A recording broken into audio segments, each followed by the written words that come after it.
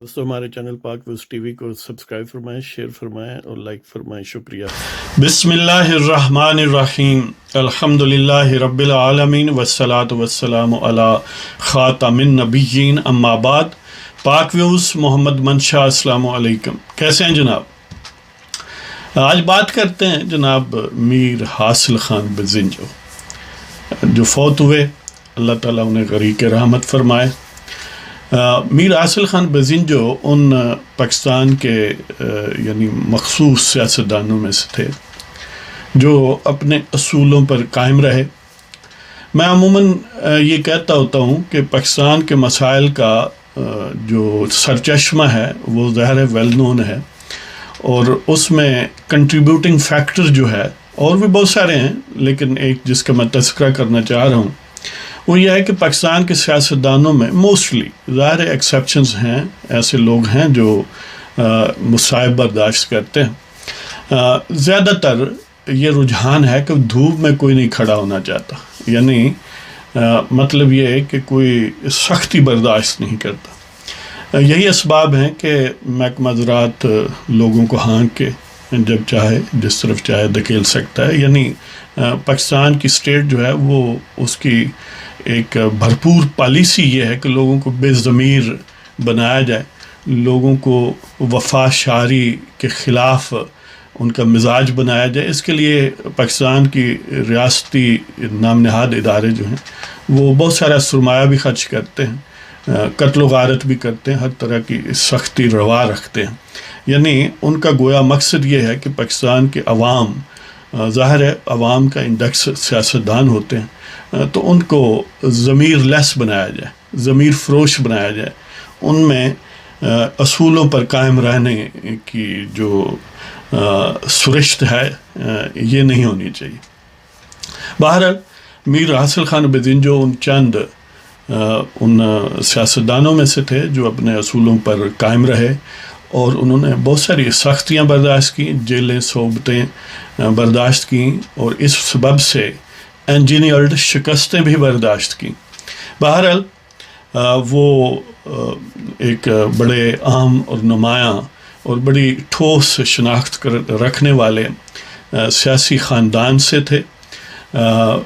वो 3 फरवरी 1958 को जो कलात डिवीज़न है, जो साबिक कलात स्टेट और मौजूदा कलात डिवीज़न, उसके ज़िला खुजदार की एक तहसील नाल, और तहसील नाल का ज़ाहिर है नाम भी उसी टाउन पर है। नाल जो टाउन है, जो शहर है, वहाँ पर, या कह लें कस्बा है, वहाँ पर पैदा हुए। और ये भी आप जानते हैं कि अभी यानी 20 अगस्त को कल अभी यानी अब 21 हो गया, तो वो राही मुल्क अदम हुए, खाल के हकीकी से जा मिले। 2019 में मोस्ट प्रोबेबली मुबैना तौर पर उनका सरतान या कैंसर जो है उसकी तशख़ीस हुई थी। तो उनके वालिद साहब बड़े मारूफ सियासतदान थे और गवर्नर बलूचिस्तान भी रहे, गौस बख्श बेजिंजो।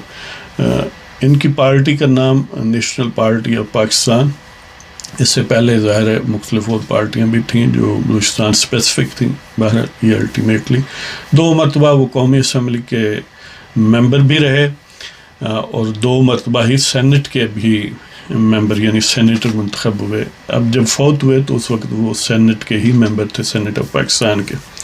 और ये भी अजीब इत्तेफाक है कि 2 ही मरतबा चेयरमैन सेनेट के लिए नामिनेट हुए। एक मरतबा 2015 में मुस्लिम लीग नवाज़ की तरफ से, फिर आपको ये तो पता ही है कि जब इसी साल के आगाज़ में उन्हें राबर कमेटी या स्टीयरिंग कमेटी जो अपोजिशन पार्टी की है, उन्हें सेनेट का उम्मीदवार सेनेट की चेयरमैनशिप का उम्मीदवार नामजद किया था।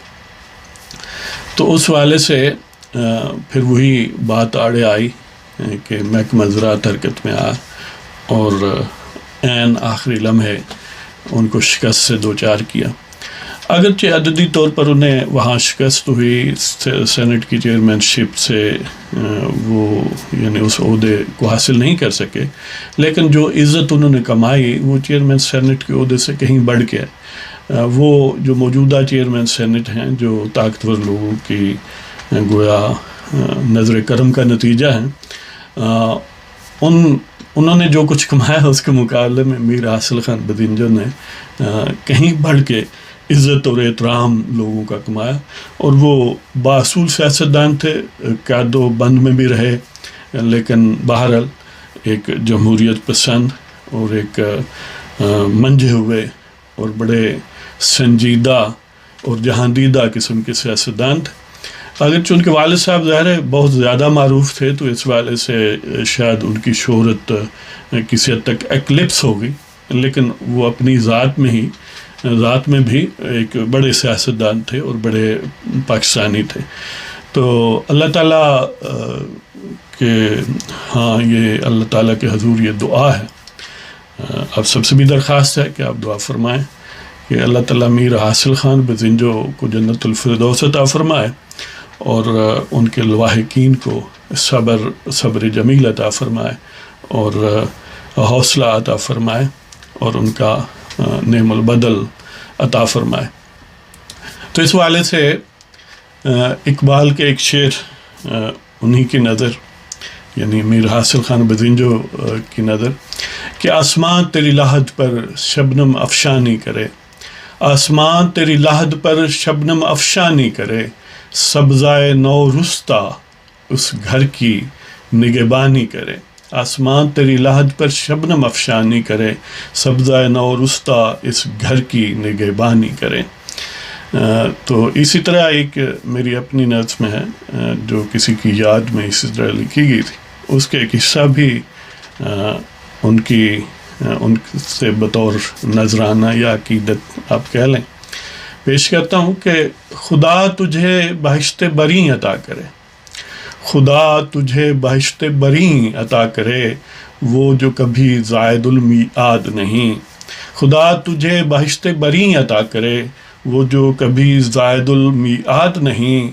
آہو ایسا تو کوئی بھی نہیں، آہو ایسا تو کوئی بھی نہیں، طاق میں جس کی صیاد نہیں. آہو ایسا تو کوئی بھی نہیں، طاق میں جس کی صیاد نہیں. سارے ہی ناپائیدار یہاں، سارے ہی ناپائیدار یہاں، کوئی بھی زندہ باد نہیں. سارے ہی ناپائیدار یہاں، کوئی بھی زندہ باد نہیں. سب نے ایک دن چلے جانا ہے، وہ بھی اپنا ٹائم گزار کر چلے گئے.